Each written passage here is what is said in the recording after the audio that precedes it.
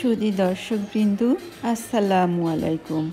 আশা করছি আপনারা সবাই যে যেখানে আছেন নিশ্চয়ই খুব ভালো আছেন এবং সুস্থ আছেন। আলহামদুলিল্লাহ, আমিও আপনাদের দোয়ায় বেশ ভালো আছি এবং সুস্থ আছি। আমার চ্যানেলে আপনাদের সবাইকে জানাচ্ছি স্বাগতম। বরাবরের মতো আজও আমি আপনাদের জন্য খুবই মজার একটি ঝটপট রেসিপি নিয়ে হাজির হয়েছি। আর আজ আমি আপনাদেরকে দেখাবো কেক তৈরি করা। আপনারা খুবই সহজে কেক তৈরি করে এভাবে সাজিয়ে নিতে পারেন। আর এই কেকটি তৈরি করা খুবই সহজ। আর এটা চুলায় তৈরি করব। আর কিভাবে তৈরি করছি সেটাই আমি আপনাদেরকে দেখাবো। তাহলে চলুন আমরা এবার মূল রেসিপিতে চলে যাচ্ছি। আর এই কেকটি কিন্তু খেতে ভীষণ মজা, একদম দোকানের কেককেও কিন্তু কেকের স্বাদকেও হার মানিয়েছে। ভীষণ টেস্টি কেকটি। আপনারা একবার হলেও বাসায় এইভাবে বানিয়ে খাবেন, দেখবেন আপনারা আর দোকান থেকে কেক কিনে খেতে ইচ্ছে করবে না, বাসায় তৈরি করতে ইচ্ছে করবে। যাই হোক, শেষ পর্যন্ত আমার সাথেই থাকবেন। তাহলে চলুন এবার আমরা মূল রেসিপিতে চলে যাচ্ছি। আমি এখানে একটি বাটি নিয়েছি আর এটার মধ্যে আমি নিয়ে নিচ্ছি দুটো ডিম। মাত্র দুটো ডিম দিয়ে আমি এই কেকটি তৈরি করব।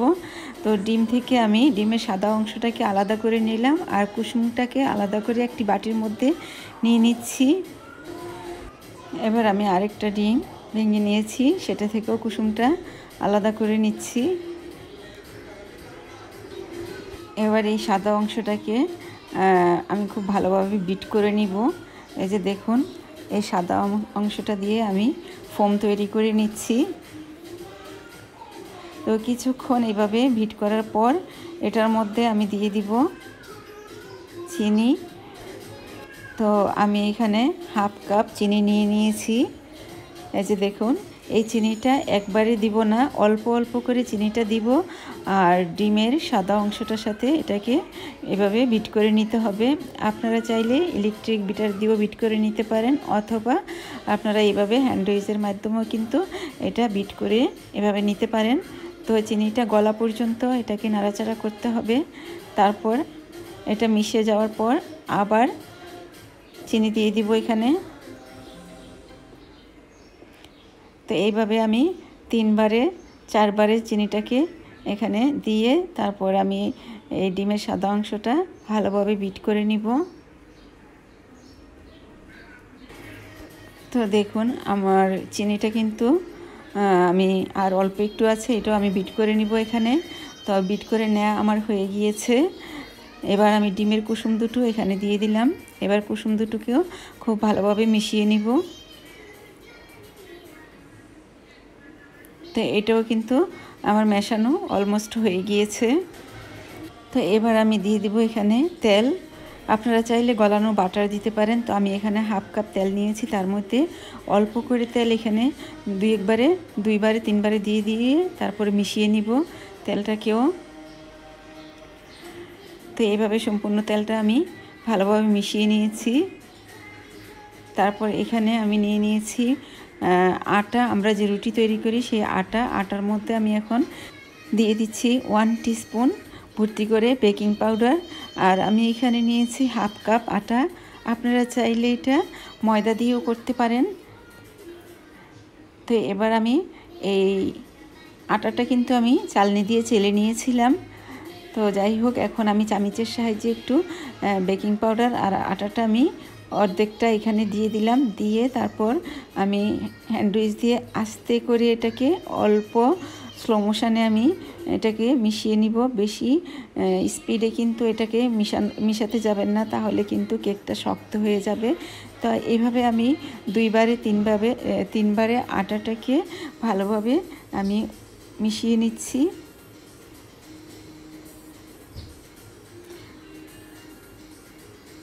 তো এবার সম্পূর্ণ আটাটাই আমি দিয়ে দিলাম। দিয়ে তারপর এটাকে খুব ভালোভাবে মিশিয়ে নিব।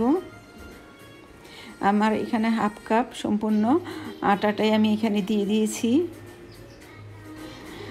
তো আমার আটাটাও কিন্তু মেশানো অলমোস্ট হয়ে গিয়েছে। এবার দিয়ে দিচ্ছি 1 টিস্পুনের মতো ভ্যানিলা এসেন্স। আপনারা আপনাদের পছন্দের যে কোনো ফ্লেভার এখানে দিয়ে দিতে পারেন। তবে আমার কাছে ভ্যানিলা এসেন্সটাই ভালো লাগে, ভ্যানিলা ফ্লেভারটা, তো আমি সেটাই দিয়ে দিলাম। তো এটাকেও আমি খুব ভালোভাবে মিশিয়ে নিচ্ছি। তারপর এখানে দিয়ে দিব সামান্য একটু লবণ। এটা অপশনাল, আপনারা চাইলে এটা স্কিপ করতে পারেন, তবে আমার কাছে ভালো লাগে। তো লবণটাকে আমি দিয়ে একটু মিশিয়ে নিয়েছি। তো আমার এটা মেশানো হয়ে গিয়েছে।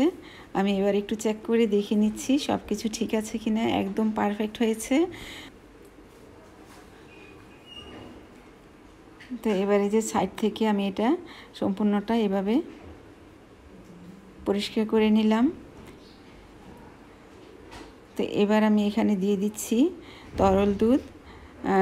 আপনারা চাইলে গুঁড়া দুধটাকে একটু পানি দিয়ে গুলে এখানে দিয়ে দিতে পারেন। যদি মনে করেন যে এটা একটু গাঢ় হয়ে গিয়েছে, তাহলে আপনারা অল্প একটু দুধ এভাবে দিয়ে দিতে পারেন। তো আমার এটা দেখুন একদম পারফেক্ট হয়েছে। তো দুধটা দেওয়ার পর আমি এবার নিয়ে নিয়েছি যে বাটিতে আমি এটাকে একটা বসাবো, সেটার মধ্যে আমি অয়েল পেপার বিছিয়ে নিয়েছি আর অয়েলটাকেও ব্রাশ করে দিয়েছি এখানে। এখন এই মোল্ডের মধ্যে আমি ব্যাটারটা সম্পূর্ণ দিয়ে দিব। আপনারা যে কোনো মোল্ড আপনারা নিয়ে নিতে পারেন আপনাদের পছন্দ মতো। স্কোয়ার সাইজ নিতে পারেন, গোল নিতে পারেন, বা হার্ট শেপেরও নিয়ে নিতে পারেন। তো আমি একটা পুডিংয়ের মোল্ড নিয়ে নিয়েছি এখানে। সেটার মধ্যে আমি কেকটা আজকে তৈরি করব। তো দেখুন আমি সম্পূর্ণ ডোটা এখানে দিয়ে দিলাম। দিয়ে একটু এভাবে নাড়াচাড়া করে দিতে হবে, ঝাঁকুনি দিয়ে দিতে হবে যাতে করে বাতাসটা বের হয়ে যায় আর এটা ভালোভাবে সমান হয়ে যায়। আর চুলার মধ্যে আমি একটি ফ্রাইং প্যান বসিয়েছি, তার মধ্যে একটি স্ট্যান্ড দিয়ে চুলার মধ্যে আমি গরম করে নিয়েছিলাম। সেটা আমি এখন কেকটা বসিয়ে দিয়ে ঢাকনা দিয়ে ঢেকে দিয়েছি 45 মিনিটের জন্য। এই যে 45 মিনিট পর আমি ঢাকনাটা খুলে নিয়েছি। দেখুন কেকটা কত সুন্দর হয়েছে। তা আমি এবার একটি টুথপিকের মাধ্যমে কেকটা দেখে নিব এটা হয়েছে কিনা। এই যে দেখুন আমার টুথপিকটা একদম ক্লিন এসেছে, তার মানে এটা হয়ে গিয়েছে। এবার আমি চুলা থেকে এটা নামিয়ে নিব। নামিয়ে ঠান্ডা হওয়ার জন্য অপেক্ষা করব। ঠান্ডা হয়ে গিয়েছে। তো এবার আমি একটি বড় প্লেটের মধ্যে আমি কেকটা নামিয়ে নিব। নামানোর আগে ছুরির সাহায্যে সাইডের অংশটাকে এভাবে আলাদা করে নিতে হবে, তাহলে কেকটা বের হতে কোনো সমস্যা হবে না, খুব সুন্দরভাবে বের হয়ে আসবে। তো আমি ছুরির সাহায্যে এটাকে আলাদা করে নিয়েছি। তো এবার আমি এটাকে উল্টিয়ে দিব।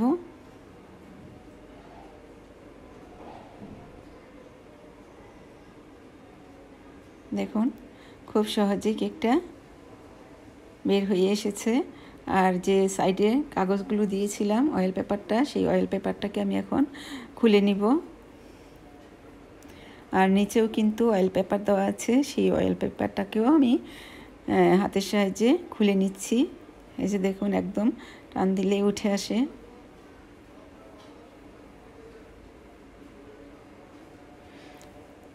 এবার আমি নিচেরটা খুলে নিচ্ছি। তো এবার আমি তৈরি করে নিব ক্রিম। আমি এখানে 1 কাপ ভর্তি করে হুইপ ক্রিম নিয়ে নিয়েছি। আর ক্রিমটা ডিপ ফ্রিজে ছিল। তো আমি নর্মাল টেম্পারেচারে আসার পর আমি এটাকে একটি ইলেকট্রিক বিটার দিয়ে আমি বিট করে নিচ্ছি। এই যে দেখুন। তো কিছুক্ষণ বিট করার পর আমি এটার মধ্যে দিয়ে দিব আইসিং সুগার। এই যে দেখুন আমার এটা কত সুন্দরভাবে বিট করা হয়ে গিয়েছে। এই যে দেখুন। তো এই পর্যায়ে আমি এখানে আইসিং সুগার দিব। আপনারা চাইলে চিনি গুঁড়া করে ব্লেন্ডারে গুঁড়া করে তারপর নিতে পারেন। তো আমি এখানে 1 টেবিল স্পুন আইসিং সুগার দিয়ে দিলাম। দিয়ে তারপর এটাকে বিট করে দিব। আমি এখানে হাফ কাপ আইসিং সুগার নিয়েছি। তো একবারে সম্পূর্ণ আইসিং সুগারটা দিব না, এখানে অল্প অল্প করে দিব আর বিট করে নিব। তো এইভাবে আইসিং সুগারটাকে ক্রিমের সাথে ভালোভাবে বিট করে নিতে হবে।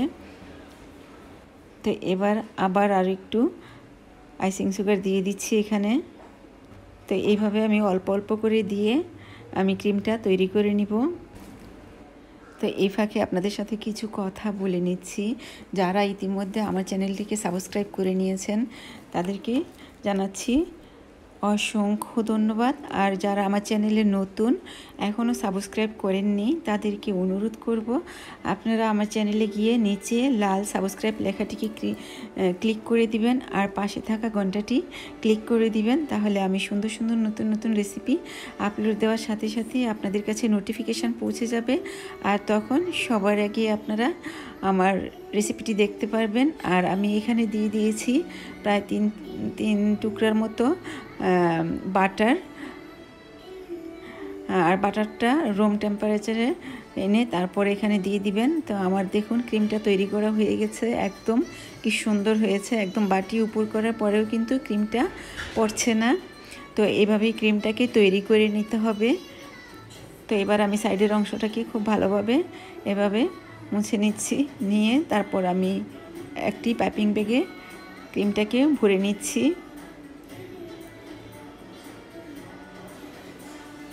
তো পাইপিং ব্যাগে ভরা হয়ে গিয়েছে।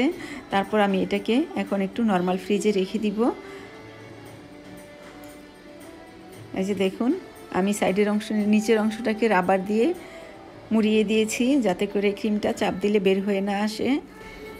তো এবার আমি নিয়ে নিচ্ছি কেকটা। আর কেকটা সম্পূর্ণ ঠান্ডা করে নিয়েছি। এই যে দেখুন নিচের অংশটা আর সাইডগুলো দেখুন। তাই এখন উপরের এই অংশটাকে সমান করে নেওয়ার জন্য একটি নাইফ দিয়ে আমি এই অংশটাকে এইভাবে সমান করে কেটে নিচ্ছি। তো এটাকে সবসময় সমান করে কেটে নিতে হবে, না হলে ক্রিম দিতে গেলে দেখা যাবে যে এটা উঁচু হয়ে থাকবে, দেখতে এটা খারাপ লাগবে। তাই আমি সমান করে কেটে নিয়েছি। এই যে দেখুন একদম সমান করে কাটা হয়ে গিয়েছে। তো এবার আমি সাইড থেকে এটাকে কেটে এটাকে আমি টুকরো করে নিব।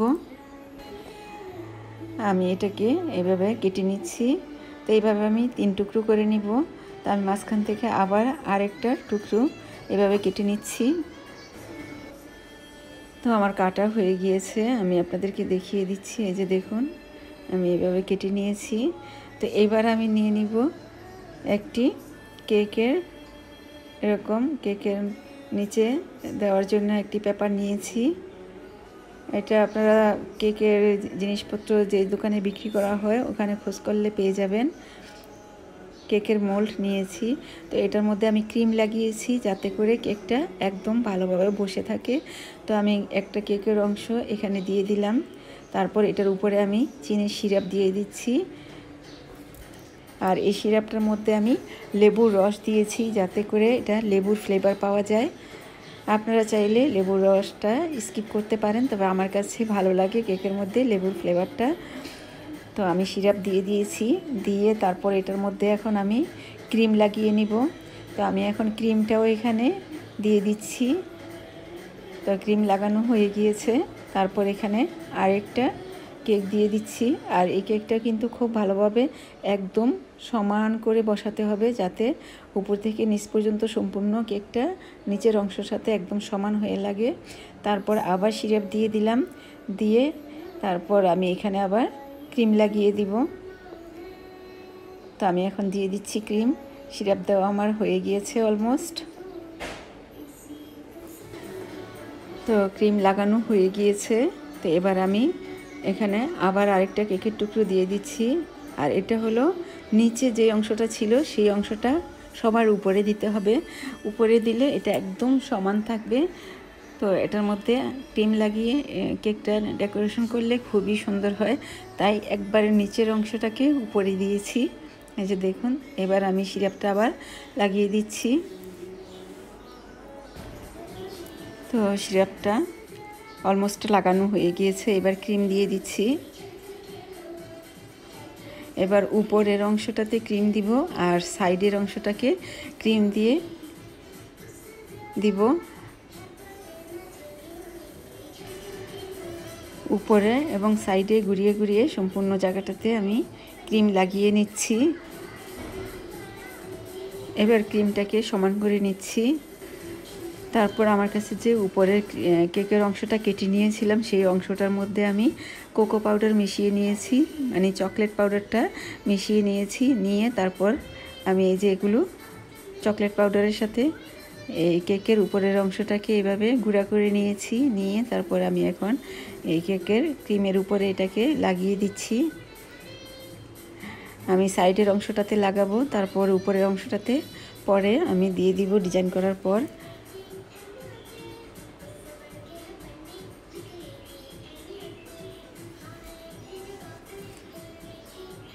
তো এবার আমি যে ক্রিমটা ভরে রেখেছিলাম পাইপিং ব্যাগে, সেই ক্রিমটা আমি ফ্রিজ থেকে নামিয়ে নিয়েছি। নিয়ে এখন এভাবে ডিজাইন করে দিচ্ছি। আপনারা আপনাদের পছন্দ যে কোনো পছন্দের ডিজাইনের নজেল লাগিয়ে তারপর আপনারা যে কোনো ডিজাইন করে নিতে পারেন। তো আমি ঝটপট, আপনারা যারা নতুন কেক তৈরি করতে পারেন না তাদের জন্য আজকের এই কেকটি আপনারা খুবই সহজে এভাবে কেকটি তৈরি করে নিতে পারবেন। তো দেখুন আমি ক্রিমটা এভাবে লাগিয়ে দিচ্ছি। আপনারা আপনাদের পছন্দ মতো যে কোনো ডিজাইন করে আপনারা ক্রিমটা লাগিয়ে নেবেন। আশা করছি আমার এই কেকটি আপনাদের কাছে ভালো লেগেছে। তো এবার ক্রিমটা লাগানোর পর আমি এখন উপরে চেরি ফল দিয়ে, চেরি ফলটাকে আমি 4 টুকরো 5 টুকরো করে 6 টুকরো করে কেটে নিয়েছি। নিয়ে তারপর আমি একটু সাজিয়ে দিলাম। আপনারা চাইলে স্প্রিঙ্কেল দিয়েও এটা খুব সুন্দর করে সাজিয়ে নিতে পারেন। তো আমি এখন মাঝখানে একটু এভাবে বল বল করে দিয়ে দিচ্ছি। তারপর এটার উপরে আবার আমি চেরি ফল দিয়ে সাজিয়ে নিব।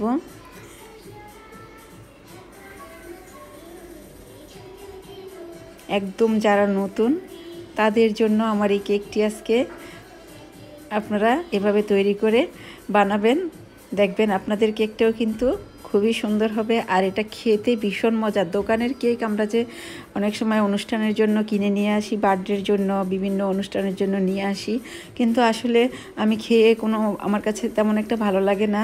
কিন্তু আমার এই বাসায় তৈরি কেকটা তার চেয়েও বেশি টেস্টি হয়েছে, খেতে ভীষণ ভালো লেগেছে। শুধু আমার কাছে না, বাসার সবার কাছে এটা ভীষণ ভালো লেগেছে।